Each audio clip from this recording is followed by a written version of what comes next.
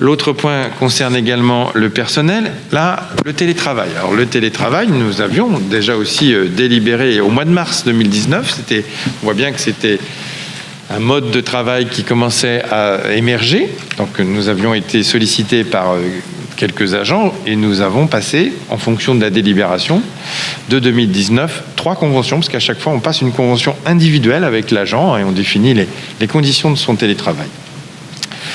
Vous le savez, avec la période de confinement, il y a eu un élargissement du télétravail et ça s'est fait dans des conditions un peu épiques, puisque du jour au lendemain, certains agents se sont retrouvés en situation de télétravail sans forcément que ça ait été pensé, préparé. Donc on a pu en tirer avec les agents un certain nombre d'enseignements. Certains y ont vu un intérêt, d'autres y ont vu que ça pouvait être compliqué, ça peut s'interpénétrer trop avec le respect de la vie privée de certains agents. Donc on a revisité les choses pour que les choses se passent bien et définir aussi ce qui revient à chacun, à l'agent et à la collectivité, notamment pour les moyens que nous mettons à disposition pour faire le télétravail, en l'occurrence des ordinateurs, voire un téléphone lorsque l'agent n'est pas déjà doté d'un téléphone pour son travail. Certains agents le sont, mais loin d'être tous les agents, bien sûr, de Bueil.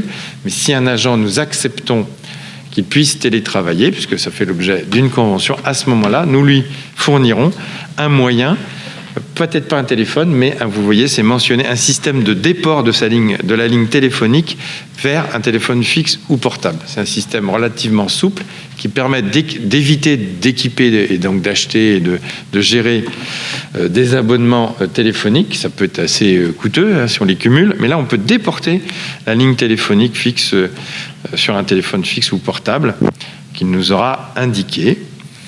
Parce que dans cette histoire de télétravail, vous avez vu les retours qui ont été faits après le confinement.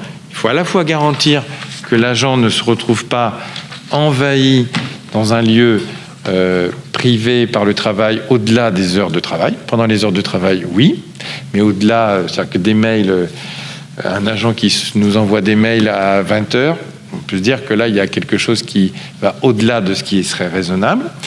Parce qu'a priori, à 20h, les bureaux de la mairie sont fermés. Mais d'un autre côté, la collectivité doit aussi, c'est l'autre volet, l'autre versant, bien s'assurer que les missions en télétravail sont réellement effectuées et se font dans un cadre à la fois serein, c'est-à-dire le retour qu'on a eu après le confinement, c'est télétravail, ça peut être sympa, mais quand vous avez les enfants qui sautent partout autour, à côté, c'est compliqué. Il faut garantir cette sérénité et on doit aussi garantir que le travail qui est fait pour la mairie se fait dans le respect de la confidentialité.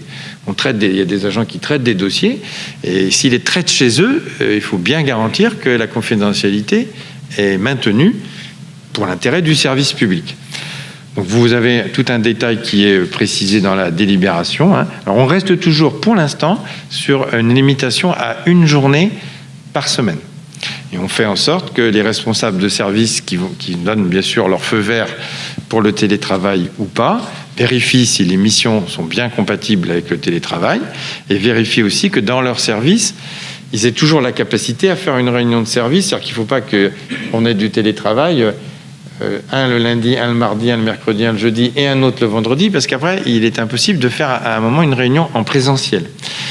Donc c'est intéressant quand même, le présentiel. Donc à l'échelle de la ville de Bueil, je pense que ça ne devrait pas être trop compliqué à organiser.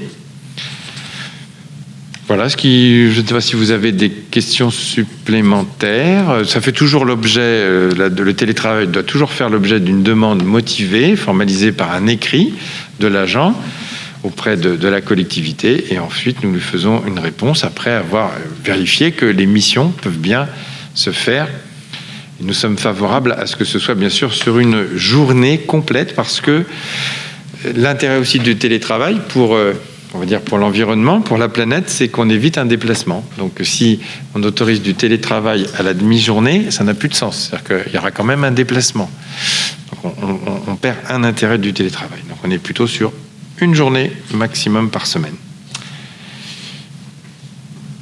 Y a-t-il des explications? Ceci a été présenté au personnel lors du comité technique du 29 septembre et a été approuvé par les représentants du personnel.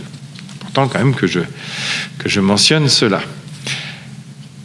Pas de questions particulières, mais je mets aux voix cette légère correction de notre délibération relative au télétravail. Qui est contre? Qui s'abstient? Adopté à l'unanimité.